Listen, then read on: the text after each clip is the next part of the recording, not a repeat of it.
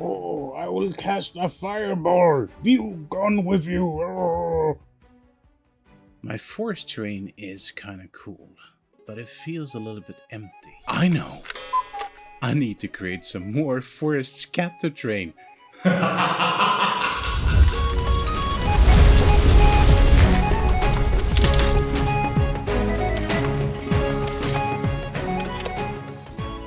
Hey, my name is Leif. Welcome to Devs and Dice. Today I'm doing some forest scatter terrain that adds some well-needed variation and some covers for my players. I'm actually going to try some new techniques where I also sculpt the pieces. So without further ado, let's get to it. Okay, so I'm going to start this process by bringing out some aluminum foil.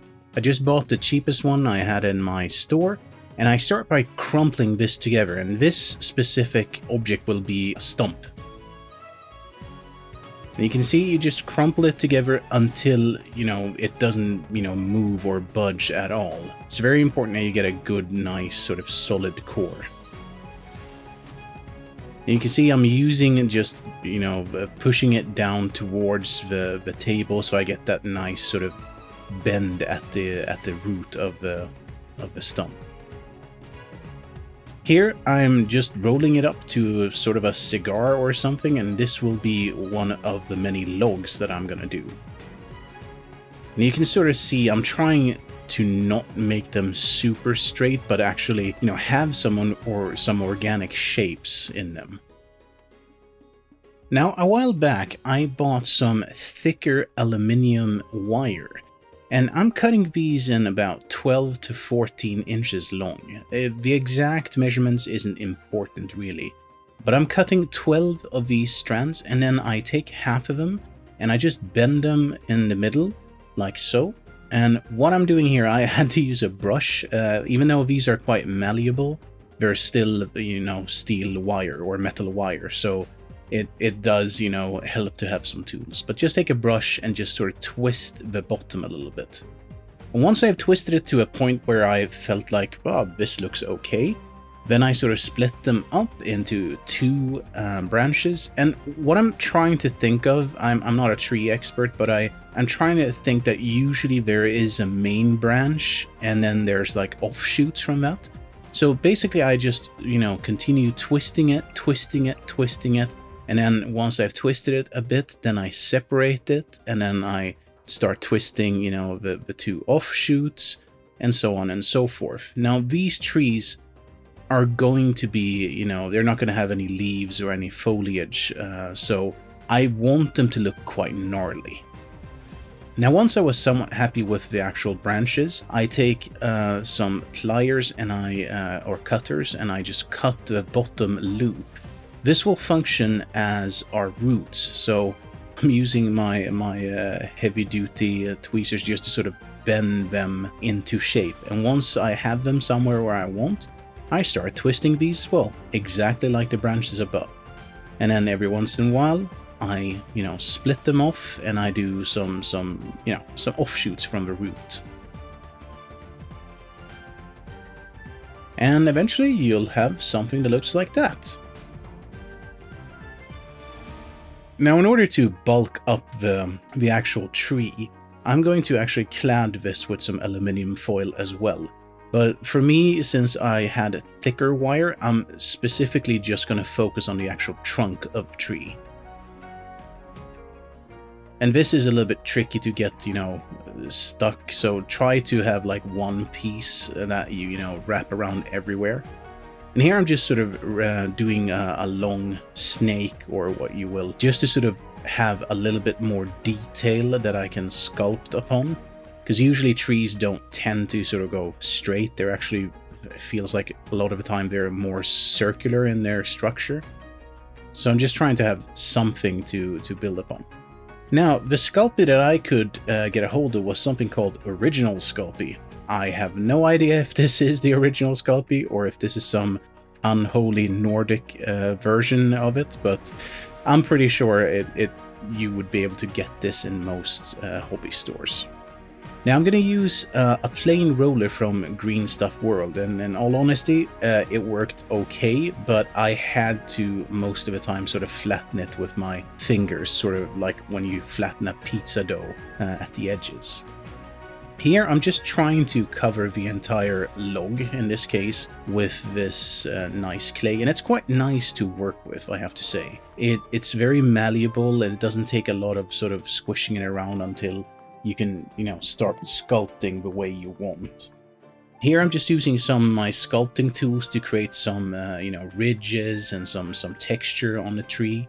And here I'm just creating a knot, because I want these to look like old oaks or something like that. So I'm really trying to, I wouldn't say grimdark, but perhaps more towards a little bit more darker, gnarlier looking trees, So with the sculpting tools, I essentially started from very sort of broad strokes, and then I sort of gradually went into finer details until, well, I have something along, something like this, which I feel quite happy with, and I think it will take a dry brush quite nicely.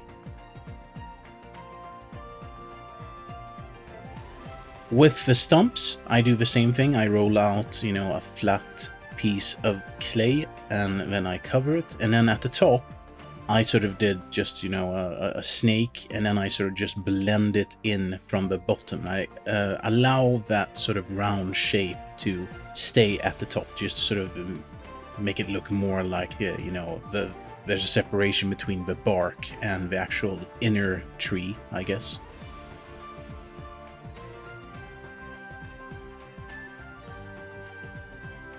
And on this one I also did a little branch. And here you can see, scale-wise, what it looks like. Now, for the tree, this one was by far the trickiest, to be honest.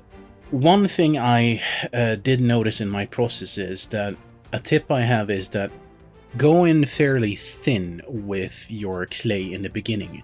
In the first tree that I did off screen, I actually went in quite heavy, and I noticed that it just looked ridiculous. So the thinner you can go in, the better, and try to establish like each branch for themselves and go in thin with clay, just as much as you need. And you can see on some of those branches that a trick I sort of came up with was to, if you have excess clay at the tops, twist it off.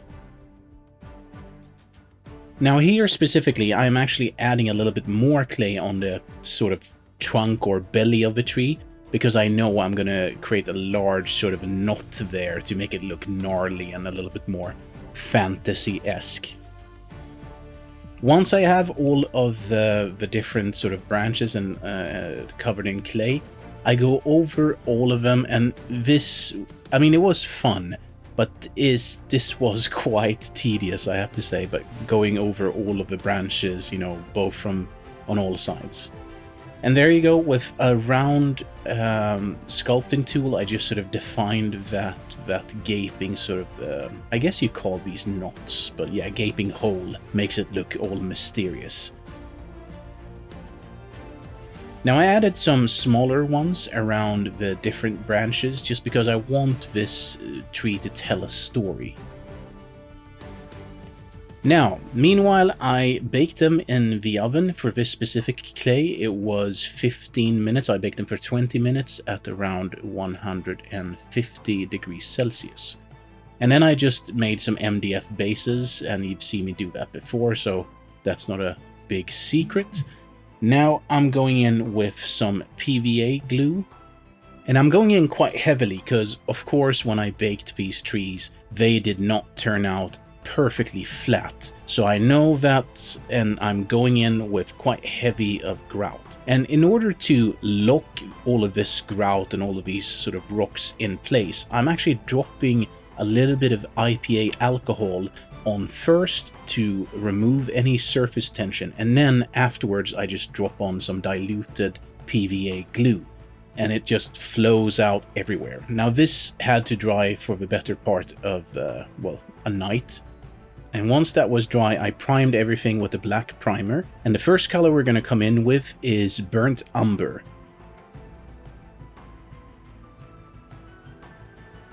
which is the darkest brown shade I have, and I'm pretty much just covering everything.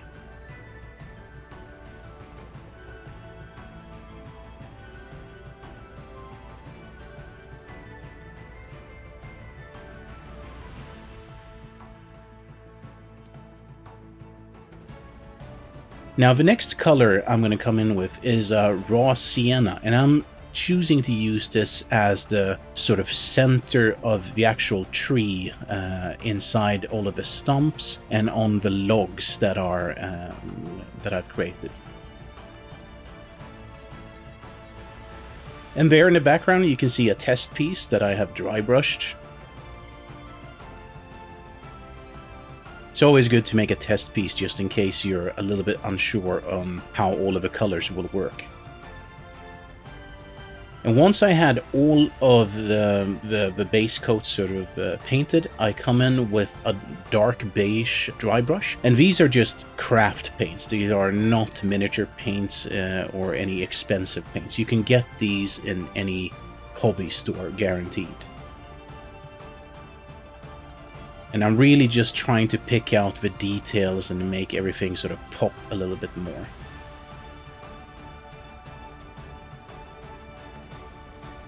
Now once that had dried, I will come in with a little bit of black wash, and I figured that I was going to use you know, a spray bottle. So I just bought these sort of travel kits from the cheap shop. And I'm just spraying this on instead of having to sort of, you know, use a large brush. The good thing about this, I found out, was that, of course, I spend a hell of a lot less wash, which means that it will actually dry much quicker. Once it had dried, I'm coming back in with that dark beige color and just doing a little bit of fixing up with the highlights, because I still want there to be quite a big contrast. Now, these trees are looking good, but I wanted these to look sort of, you know, foresty and mossy. And for that, I'm just coming in with some of my cheap flocking, and then I'm just coating that with PVA, and I'm sort of just mixing that together to a paste in a container. And I'm pretty much just taking, you know, whatever you have. This is a popsicle stick or you know, a coffee stirrer, and I'm pretty much just almost spackling it on, you know. And for the logs, one thing that I wanted to do was I wanted the logs, because gravity made the bottom flat, so I sort of rolled with that, and I defined the sides of the logs to have quite a lot of moss, because they are the closest to the ground. And you can see I went quite heavy with the moss, but I wanted these to be quite fantastic. These are fantasy trees, definitely so. Now, once all of that had dried, I'm going to come in with some PVA again, and this time around I am going to use some static grass with my static grass applicator. And you can see that's how it looks like. So I'm basically just trying to define sort of some sort of grassy areas. And like you can see here, I've gotten static grass pretty much everywhere. You'll see in the end that once you shake that off, it starts to look a little bit better. Then, just to sort of embellish the trees a little bit more and create a little bit more life, I'm coming in with some tufts from Army Painter, and in this case it's meadow flowers, and I think it's underbrush, just to get some greenery and some plant in there. And I think at this time it's time to look at the final result.